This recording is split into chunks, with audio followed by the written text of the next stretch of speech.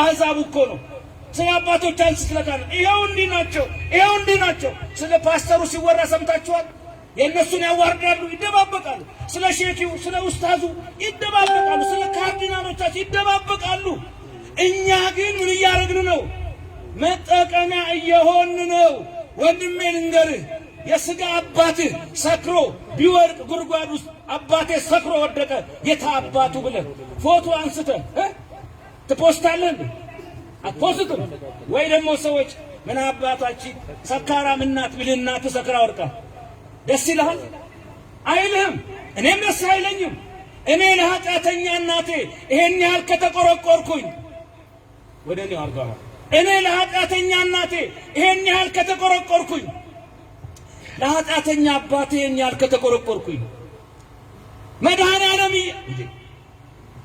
እኛ ለበደለኞች ለኃጢአተኞች ወላጆቻችን ይሄን ያህል ከተቆረቆር ለመንፈስ አባቶቻችን እንደ እናት ሆኖ ገመና ለሸፈኑልን ክርስትና ላነሱን ላቆረቡን ማህሌት ቆመው ሰዓታት አድርሰው ኪዳን አድርሰው ቅዳሴ ቀድሰው ስጋው ደግሞ አቀብለው እግዚአብሔር ይፍታችሁ ብለው ታቦት አክብረው አንግሰው ደጀ ሰላም ገብተው ዝክር ዘክረው በየቤታችን ስንታመም አስታመው ችግራችንን ሰምተው ህመማችንን ታመው ስለኛ እንቅልፍ አጥተው ዋጋ የከፈሉ እውነተኞች ካህናት አባቶቻችንን የመንፈስ ሹፌር ካፒቴኖቻችንን ለምንድነው ለማዋረድ የቀናን? አንድም ሰው ዛሬ ትልቁ ማንገዶል ፌስቡክ ላይ ዩቲዩብ ላይ በማንኛውም ሁኔታ ስለ ካህናት አባቶቻችን መጥፎ የሚናገር ሰው ከሰማችሁ እንድትቃወሙት የኛን ችግር እኛው እንፈታለን ምን አገባህ በሉት። ቆይኔ እኮ ሴምና ያፌት ኖህ በዓለም የንፍር ውሃ ያልጠፋ ሰው በምን ወደቀ? በብርጭቆ ውሃ ወደቀ። ይገርማል እኮ በራሱ መንገድ ቀመመው። የሞቱ ወገኖቹን ለመርሳት አንድ አለ የራስ መንገድ ወደቀ እርቃኑን። መውደቁ ልክ ነው። የከናን አባት ካም ግን ዘፍጥረት 9:20 ላይ እየሮጠ ወጥቶ እናንተ አቤት አባዬ ወይ ተዋርዶ እርቃኑን ወርቋል። ኧረ እኛ እሱን ማየት አንፈልግም። ጋቢውን ያዝ፣ እዛ ጋር ያዝ። ልክ እንደ ደብረ ብርሃን ብር ልብስ ትልቁን ያዝ፣ ወፍራሙን ያዝ። የአባዬ ገመና አይታይም። የኋሊት አናይም ብሎ ነው ሽፍን። እነሱ ተመረቁ። የሳቀበት ተረገመ። አያችሁ፣ የአባትየው መውደቅ እኮ እውነት ነው። ወጥቶ መናገሩ ግን ስህተት ነው። ክርስትና መግለጥ አይደለም መሸፈን ነው። ማዋረድ አይደለም ማክበር ነው። ይሄ የሆነው ለምንድን ነው? ፍቅር ስለሌለ እኮ ነው። ሄዶ ቀርጬ ወጣው ፈተርጎ ዓለምየው ፍቅር ቢኖር ኖሮ እንደ ሴምና ያፌት ቢሳሳቱ እንኳን የኋሊት ሄዶ ስህተት ልክ ነው እያልን አይደለም። ባይናገሩት ባይሉት የምንለው ነገር አለ። ግን ክፋትን አግዘነዋል፣ መልካምነትን አላገዝነውም። የኋሊት ሄዶ ሽፍን በመሸፈን ውስጥ ሼር ለማድረግ ነው የምንቸኩለው። ዛሬ የሰው ኃጢአት ቶሎ ብለን ለማጋለጥ ነው የምንሮጠው። የሰው ኃጢአት ቶሎ ብለን ለመፖሰት ላይ ኮሜንት ለማንበብ ልንገራችሁ። በዚህ ውስጥ የመጀመሪያው የመጨረሻው ተጎጂ እምዬ ኦርቶዶክስ ተዋሕዶ ቤተክርስቲያን ናት። እውነት ልንገራችሁ፣ ማንም ሰው ይወርቃል። እግዚአብሔር አባ እንጦንስ ምን አለ? እኔ አፈርና አመር ትቢያ ሳለሁ እንደ ቅዱስ ከሚቆጥረኝ ሕዝብ ጠብቀኝ መድኃኔዓለም። እንዴት ደስ ይላል! ዳዊት በዝሙት ወደቀ ሲል መጽሐፍ ቅዱስ ሊያሳጣው አይደለም፣ ብርቶችም ይወርቃሉ ሊል ነው። ሶሎሞን ቤተ መቅደስ የሰራበት እጁ ቤተ ጣዖት ሰራ ብሎ ሲጽፍ ሊያሳጣው ሊያዋርደው አይደለም፣ ብርቶችም ጀግኖችም ይወርቃሉ ሊል ነው። እነሆ የዓለምን ነውር የሚያስወግድ እግዚአብሔር በግ ብሎ ዮሐንስ እንዳልተናገረ እንደገና ሲታሰብ ወይን ቤት ሆኖ አንተ ነህ ወይስ ሌላን ጠብቅ የሚመጣው ብሎ እንዴት ገርገጫልና ተጠራጠረ። ልብ በሉ። አንተ በምድር ላይ ብትሆን ይሄ ሁሉ ግፍ ነው ይደረጋል። አንዳንዴ ወደ ሕይወት ያመጡን ምሳሌ ያደረግናቸው ያበረቱን መንገድ ያሳዩን ደክመው ልናይ እንችላለን። ነገር ግን አንዱ ሺዎችን መልሷል ሲወድቁ። ሺዎች እንዴት አንዱን መመለስ ያቅተናል? ለምንድነው እሳት ላይ ቤንዚን መጨመር በእንቅርት ላይ ዶሮ ገድፍ ማድረግ አማረን? ጧፉን አጥፉትን አንድ ላይ እናበራለን። እሳት 20 ደቂቃ ነው የምጠቀመው። የምነግራችሁ ግን ከባድ ነገር አለ። ስለዚህ ብርቱዎችን ካህናቱ ጳጳሳቱ ሊሳሳቱ ይችላሉ። እግዚአብሔር አይሳሳቱም ብሎ አይደለም ሊወራረድብን። አይወድቁም ብሎ ሳይሆን ቢወድቁም አነሳቸዋለሁ። ቅዱስ ኤፍሬም ምን አለ? እንወድቃለን አለ፣ ግን እንነሳለን አለ። ይሄ ሁሉ ሲሆን ግን ሰው ሲወድቅ እንዴት የ40 ዓመት ውለታ ሰው በአንድ ቀን ይረሳል? እስራኤል አንዲት ቀን አምነውት እግዚአብሔርን ባህር ውስጥ ቢገቡና ቢሻገሩ የአንዷን ቀን ውለታ ያረሳ እግዚአብሔር 40 ዓመት ታገሳቸው። እግዚአብሔር የአንድ ቀን ውለታ ይረሳል። ከስንዴ መሃል እንክርዳድ አያወጣም። ከእንክርዳዱ መሃል ግን ስንዴን እግዚአብሔር ያወጣል። ብዙ ኃጢአት እያለብን ትንሿን ጥሩ ነገር ዛሬ አሁን እዚች ቁጭ ያላችሁትን እግዚአብሔር አይረሳም። አክብራችሁት የተቀመጣችሁትን የዘመራችሁትን ስለ ቃሉ ስለ ስሙ ክብር መንበርከካችሁን መድኃኔዓለም አይረሳም። ይቺን ዋጋ አርጎ ያጸድቃችኋል። ይቺን ዋጋ አርጎ ሰው የ40 ዓመት ውለታ በአንድ ቀን ሲያበላሽ ጠዋት እንደ ባንዲራ አውጥቶ ማታ ሲያወርድ ቅዱስ ቅዱስ ብሎ እርኩስ ሲል የውሻ ቆዳ ለማልበስ ሲቸኩል ዘንድሮ አቤት አቤት አቤት ገደል ዳር እንዳለ አፈር ለመሻር ቸኩለናል። ለመጣላት ጠብጠብ ብሎናል። ቅዱስ ቅዱስ ብለን ምክንያቱም ሳይነግርህ ውደረኩ ይልህና በፍቅር ያሳብዳል። ሳይነግርህ ደግሞ ይጠፋል። ወይኔ ምን አባት ያርገው ብለህ ተጨንቀህ 1 ወር ሙሉ ስልኩን አጥፍቶብህ ሌላ ቀን ደግሞ መጥቶ ጥብጥብ ይልብህ። እንዴ ስንቸኩል ጃን ሆይ ንገስ አንጥፍልኝ ሳይሉት ያነጠፈ አክብረኝ ሳይሉት ያከበረ እልል በለ ሳይሉት እልል ያለ ሕዝብ እኮ ነው መልሶ ሌባ እያለ ከዙፋን ያወርዳቸው። ሙሻ አውራጇ ወላሂ ለእናንተ መስሎኝ ነበር። ሙሻ አውራጇ ጃንሆይ እንደተሻሩ ምን አለች? አለማሾ አለመላዋይ እነ ጃንሆይ ግቢ አልነበርሽም ወይ? እኔን አለች። እውነት ነው እነ ጃንሆይ ግቢ ነበረች አለ። ከዛ ወጣችና የት ገባች? ሌባ እያላቸው ኃይለ ሥላሴ ሌባ ምን እያለ ነው? እሱ ሌባ እያሉት ነው። ምን ያድርግ ንጉሱን ሰርቃችሁበት ስትሄዱ አሉና ከሰረገላ ከክብር ወደ ቮልስዋገን ወረዱ። ታሰሩ። መጽሐፍ ቅዱስ ብቻ ተሰጣቸው። ያ ሁሉ አጀብ ቀረ። ኋላ ላይ እንደገና መንግስቱ ኃይለማርያም ቤት ገባችና 17 ዓመት ተንደላቀቀች። አለማሾ አለሞላዋይ እና መንጌ ግቢ አልነበርሽም ወይ? አሁን ዝምባብዌ ልትገቢ ከነ መንጌ ግቢ ደግሞ ወጣች። ኋላ ደግሞ አለማሾ አለሞላዋይ ያድን ደግሞ መጣ እና ግቢ አልነበርሽም ወይ? ቀጥሎሳ አለማሾ አለሞላዋይ የት ናት አሁን?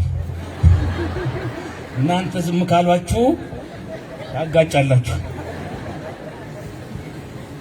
ለመሻር ለመሾም ችኮላ ለውጥ መጣ ተባለ። ከዛ አብይ ብሎ ተነቀሰ እብድ ብሎ በፍቅሩ። በኋላ ደግሞ ጠላሁት አለና አብይን እንዴት ሰርዘው ጾም ጨመረበት። አብይ ጾም ለመሻር ለመሾም መቸኮል ለመሻር መቸኮል። ሁሉ ነገር ገደብ ይኑረው። ሁሉ ነገር በልኩ እናድርገው። አባቶቻችን 3 ዓመት 4 ዓመት ቀድሰው ተክሊል ፈጽመው ክርስትና አንስተው ብዙ ውለታ ውለው አንዲት ችግር ስናይ እሳቸውም ብሎ ደግሞ ወደ ማለት አትሂዱ። ከራሳችን የማን ይሄ ነገር ቢቆይ ኋላ ላይ መዝሙሩ ላይ ታርጋለህ። ጥሩ ናት ግን አስቀምጣ ችግሯና ችግር ያመጣችው ወደዛ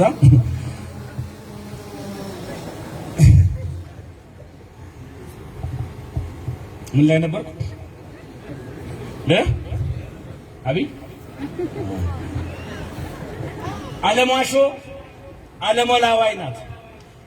አሁን ትልቁ እያጠቃን ያለው በመግለጡ ሰውን ቶሎ በመጥላት በመለወጥ ውስጥ ቤተክርስቲያን እያጠቋል። አንድ ካህን ሲሆን ካህን ሁሉ የሆነ ባባልት ሲሆን በቃ ኦርቶዶክስ አባት ሁሉ ብሎ ሰው ቤተክርስቲያን እንዲጠላ እንዲመነፍቅ ማህተም እንዲበጥስ እየተሰራ ነው። ሴም ያፌት በመሸፈን ሴምና ያፌት ተመረቁ። ፀሐይና ጨረቃ የአምላክን እርቃን አናሳይም አሉ። ዮሴፍና ኒቆዲሞስም ገነዙ፣ መቃብርም እንደዛው። ስለዚህ በመሸፈን ውስጥ እንጂ በመግለጥ ውስጥ ምንም አይነት ክብር ምንም አይነት በረከት የለም። ዛሬኛ እግዚአብሔር መነጽር አልሰጠንም፣ የሰጠን መስታወት ነው። መስታወት ሰው ማያ አይደለም፣ ራስ ማያ ነው። መነጽር ሰው ማያ ነው። እገሌ ቀድሳለሁ ይላል፣ ቄስ ነኝ ሰባኪ ነኝ ይላል፣ ዘማሪ ነኝ ይላል። እንዴት ይሄን ያደርጋል? አንተ ስንባል እኔማ ሰው ነኝ።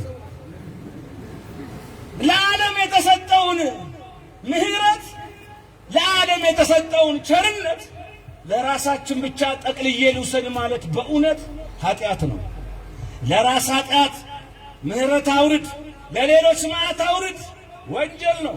ሊቁ ቅዱስ ዮሐንስ አፈወርቅ ወዳጄ አለ አትፍረድ፣ ወይ ውረድ ወይ ፍረድ ብለህ ለምን ትጮኻለህ?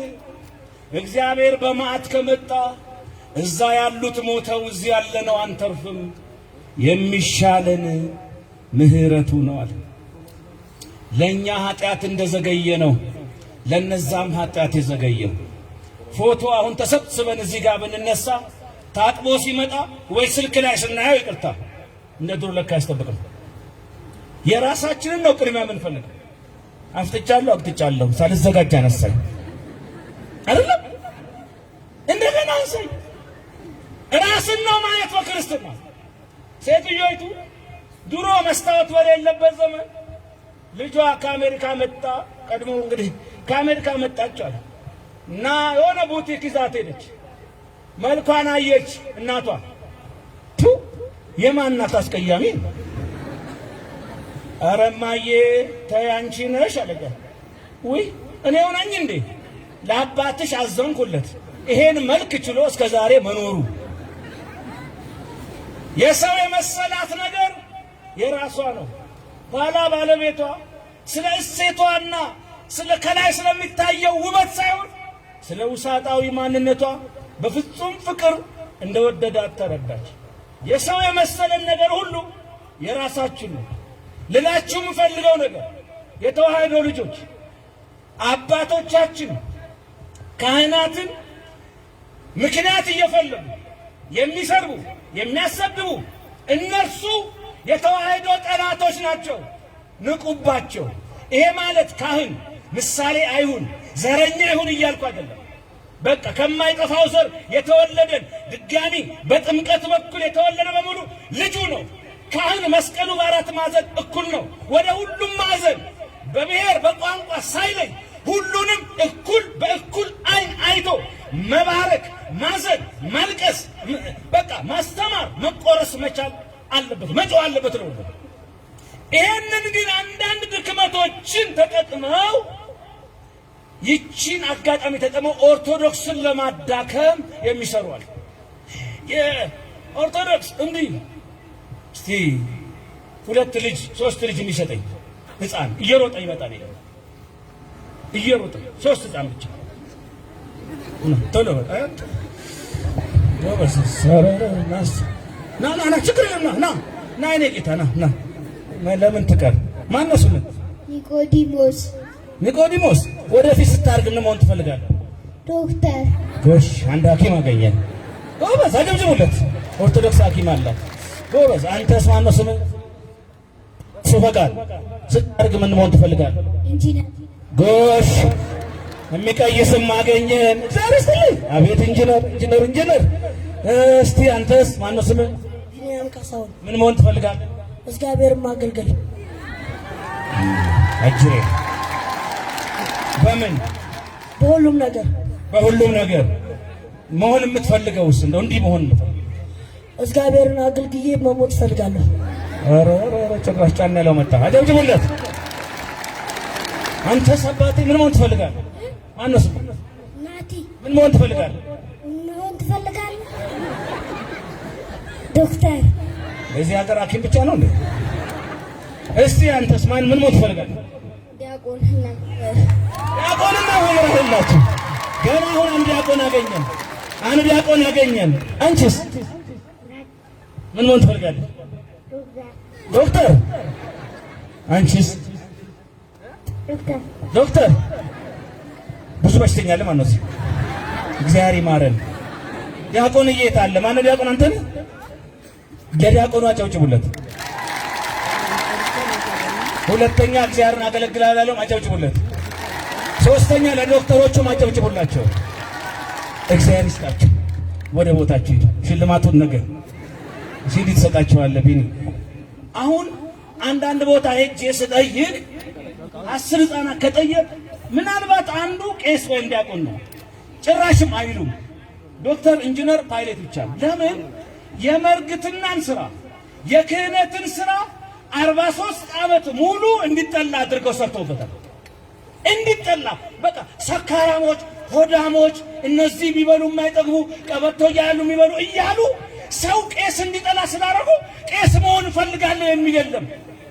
ነገር ግን ልንገራችሁ የመጀመሪያው የተባረከው የተቀደሰው ትልቁ ስራ በሰማይም በምድርም ዶክተር ስጋን አክማል፣ አባቶች ግን ስጋንም ነፍስንም የሚያለመልም ሕክምና ይሰጣሉ።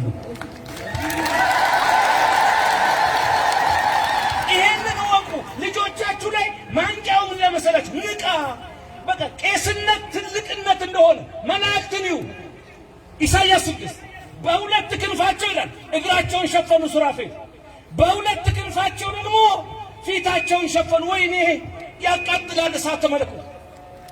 ወይኔ እሳታውያን የሚሆኑ የሰማይ መላእክት መንካት የማይችሉትን አባቶቻችን ካህናት ግን ዕለት ዕለት በመንበሩ ላይ ወይኔ ታድለው ስጋ መለኮትን ደመ መለኮትን ይፈትታሉ። ባንታደል ባንበቃ እንጂ የበቁ አባቶች እጃቸውን በደም ተነክሮ ያዩታል። ሲወጡ በመስቀል ነው በእጅ ነው የሚያሳልሙት። ለምን? ስጋ መለኮትን ደመ መለኮትን መላእክት የማይነኩትን ስለነኩ ክብር ለአባቶቻችን ነው። እነርሱ አሁን በሰው ዘንድ እንደነንትና ስም አይጠራም በጨለማ እነዛ በቴስታ በከረተ ይማት በጁዶ አጋንንት የሚያወጡ እነሱ ማጭበርበር የለም። እነዛ ከላይ ነው ውስጡን ለቄስ ይባላል እና ይገርማቸዋል። አባቶቻችን እውነቱን ነው የሚያደርጉት።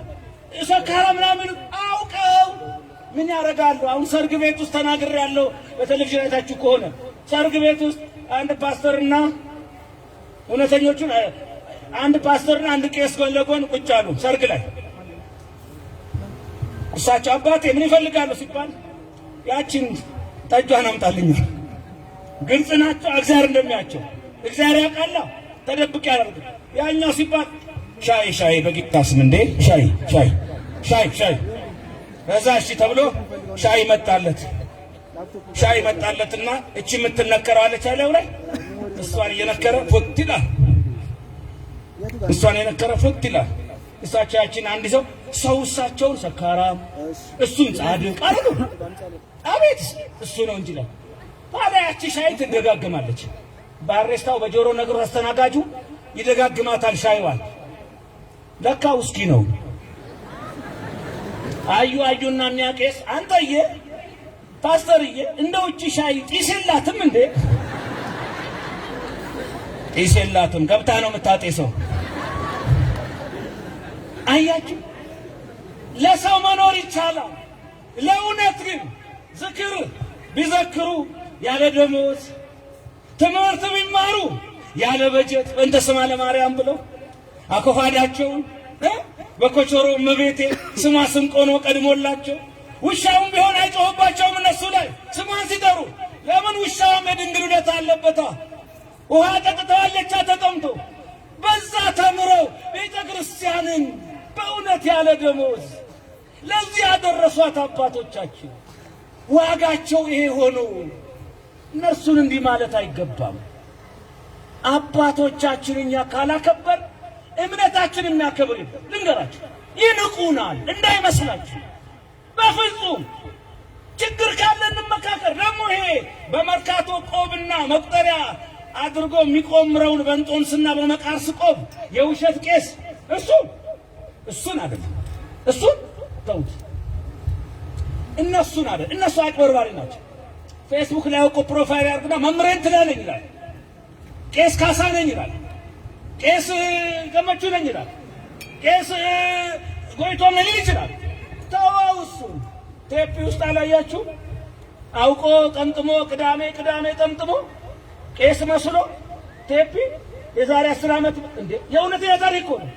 ህዝቡን ቅዳሜ አውቆ የቀመጠመ ቄስ አላሉ። ይሰክርና ይወርቃል ገበያ መሃል። ከዛ ጋር ፓስተሮች እናንተ ቄስ ወራዳ፣ እሱ ነው የሚያስተምረው የሚያቆርበው። ህዝቡን ውስጥ አደረጉት። ዲያቆናቱ ሰንበት ተማሪው ይህን ነገር አጠኑና መምሬ ማን ናቸው ብለው ቅዳሜ ቀን ሄደው መምሬ ይምጡ እስቲ ሰክሮ ሲወጡ እስቲ መታወቂያውን ሲታይ ማንጩፋ ይላል። እስቲ አገልጋይ ነው የት? ወደ ገጠር ማርያም የምትባል የት ማርያም? ደብረ ምን?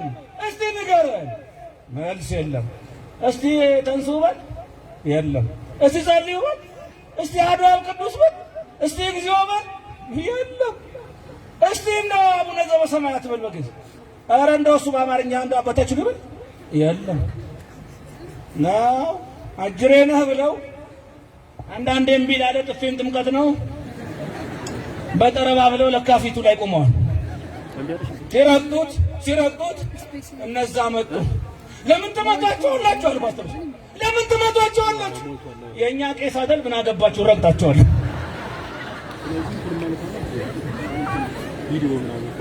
እንዲህ እያደረጉ ህዝብ ይወስዳሉ።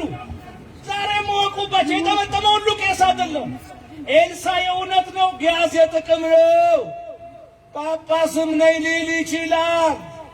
ውስጡ ግን ሲፈተሽ ሌላ ነው። በልብሱ አይለካም። እኔ እያልኩ ያለው የእውነት አባቶቻችን በ40 በ80 ቀን ልጅነት የሰጡን ገብረ ማርያም ኃይለ ማርያም እህተ ማርያም ያሉን የሃይማኖት ትምህርት ያስተማሩን ስለኛ የጸለዩ ስለኛ ዋጋ የከፈሉ የእውነት አባቶች በእግራቸው ሄደው በሐረግ ተሻግረው ወንዙን አቀበት ወጥተው ቁልቁለት ወርደው ዳዊታቸውን እየደገሙ ዳዊት አንግበው እርሻ አርሰው ቅዳሴው እንዳይታጎል አድርገው ቅጽሯን አስከብረው ካቡን ክበው እምዬ ኦርቶዶክስ ተዋሕዶ ቤተክርስቲያን ታቦቱን ጭምር በጀልባ በወንዝ የተሻገሩ ይዘው ሄደው ተዋሕዶን ያስፋፉ አባቶቻችንን አክብሩ። አሁንም ክብር ለአባቶች።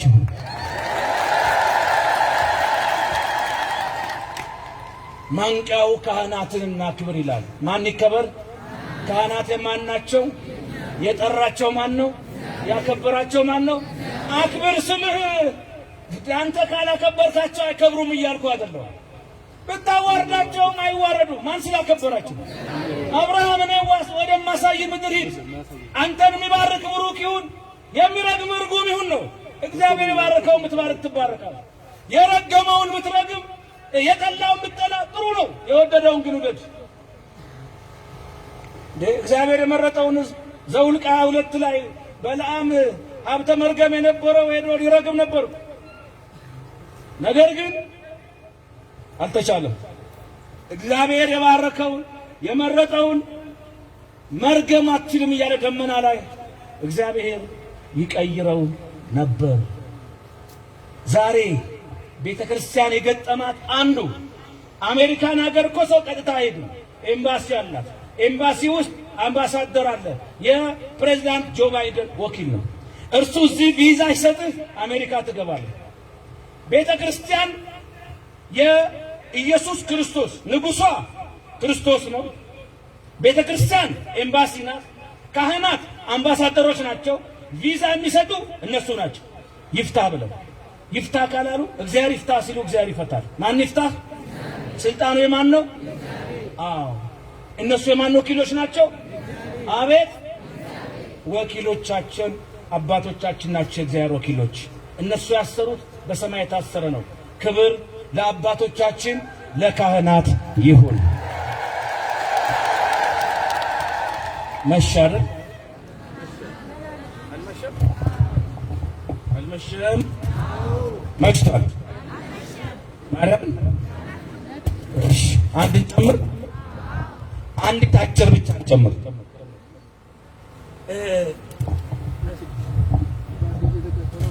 እሺ ለአባቶች ለካህናት ክብር እንስጥ።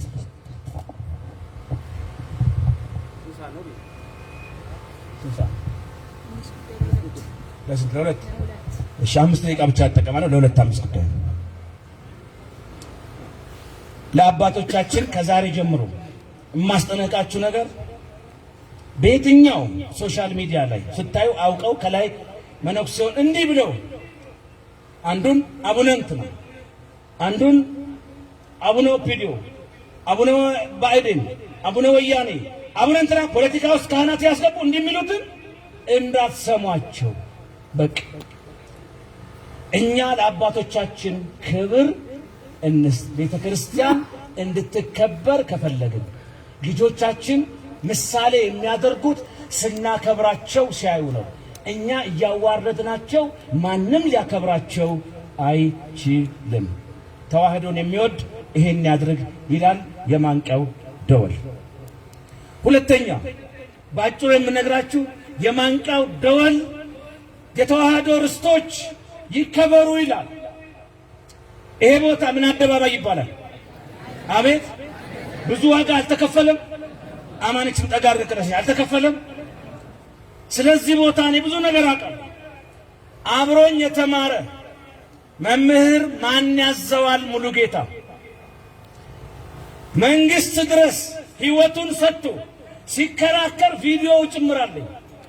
ለሌላ ይሰጥ፣ ሌላ ህንፃ ይሰራበት፣ የተዋህዶ ርስት ይወሰድ ሲባል የአባቶቼ ርስት ነው እንደ ናቡቴ እዚህ ቦታ ላይ ደሜ ይፈሳል ብሎ ሲከራከር አውቅ ነበረ። አሁን በውጭ ዓለም ነው ያለው። እስቲ ማን ያዘዋል ሙሉ ጌታን አንድ ጊዜ በጭብጨባ አመስግኑ።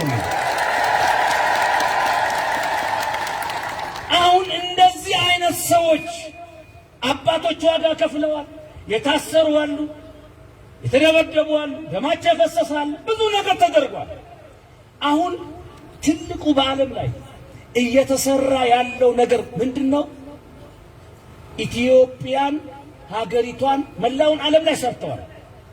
በተለይ በመካከለኛው ምስራቅ ከዛም ወደ ደቡብ ምስራቅ ላይ በከፍተኛ ሁኔታ ክርስቲያናዊ አሻራዎችን ማጥፋት ግሪክ የተከበሩ ቤተ መቅደሶችን ጭምር ኢስላማዊ አድርገዋል። አደባባዮች አሁን ሰሞኑን አዲስ አበባ መስቀል አደባባይ ምንድን ነው የተደረገው? ምን የተደረገው?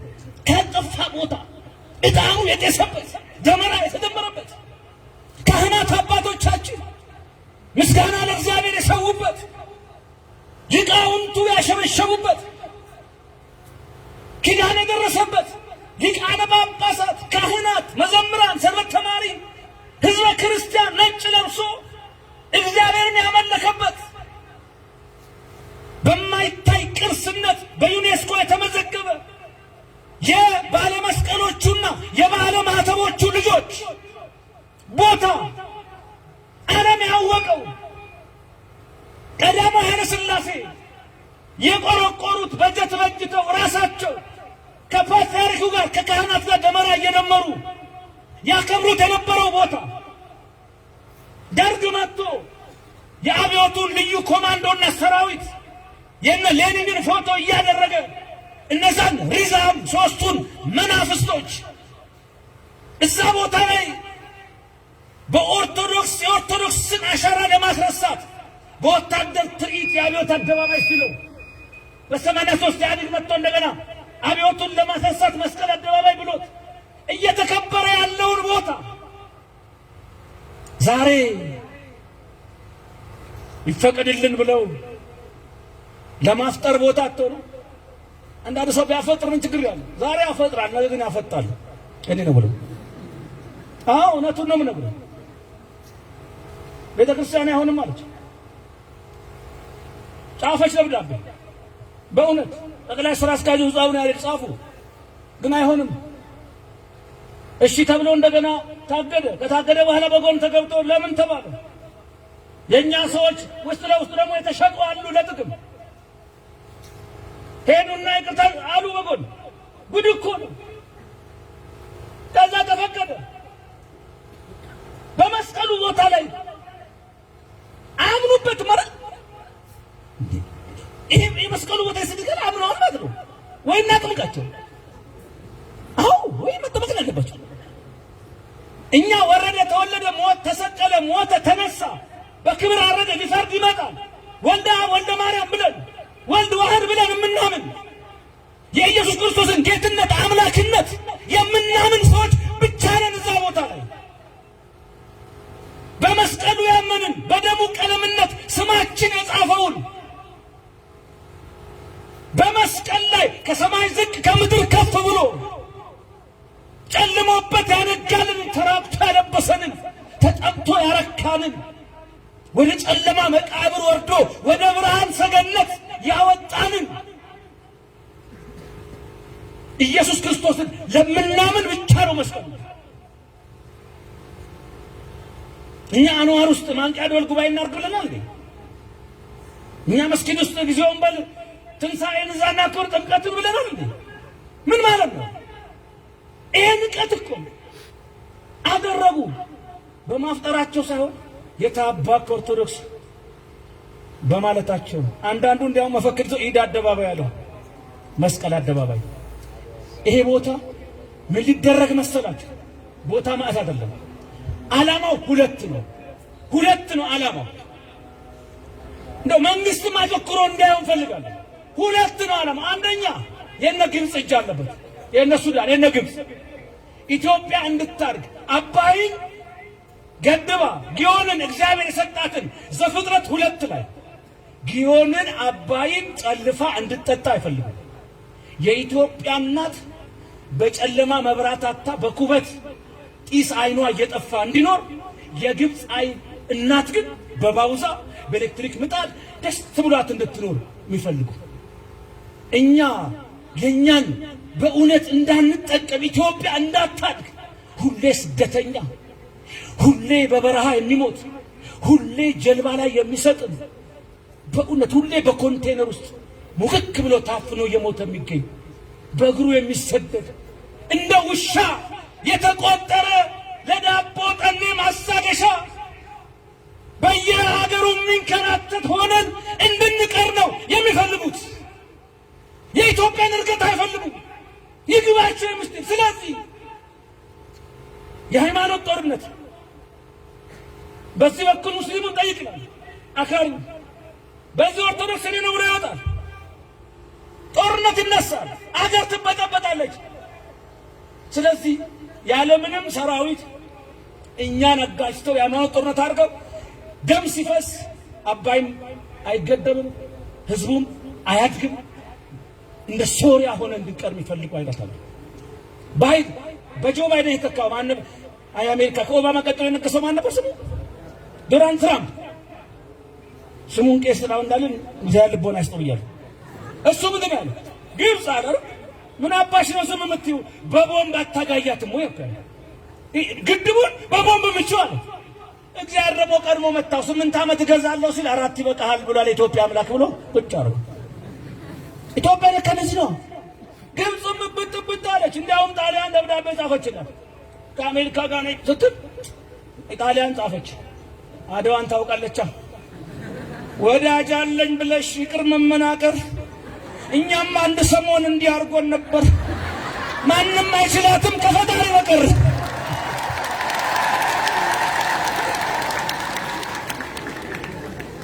ከፈጣሪ በቀር ኢትዮጵያ ይችላታል የለም።